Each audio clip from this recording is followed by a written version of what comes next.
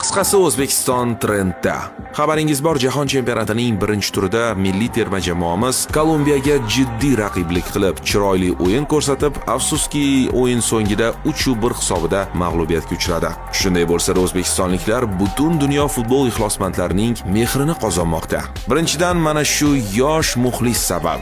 Mag'lubiyatga chida olmay yig'laganidan so'ng atrofdagi kolumbiyaliklar O'zbekiston deya baqirib, uni qo'llab-quvvatlashgan. Bu voqea esa ko'plab xorijiy ommaviy axborot vositalarida, ayniqsa Kolumbiya telekanallarida tinmasdan yoritilmoqda. Eronlik mashhur sport karikaturachisi va animator Hamid Sahari ushbu yosh muxlisga bag'ishlangan yangi ijodiy ishini namoyish etdi. Ko'pchilik bolakayni dunyo yulduziga aylangan eng yosh muxlis sifatida e'tirof etmoqda. Bundan tashqari o'yindan so'ng terma jamoamiz muxlislari fan zonani yig'ishtirib ketishgani, futbolchilarimiz kiyim almashtirish xonasini ham tozalab, Mexikoga mezbonlik uchun minnatdorlik bildirib ketishgani ham internetda ko'p muhokama qilinyapti.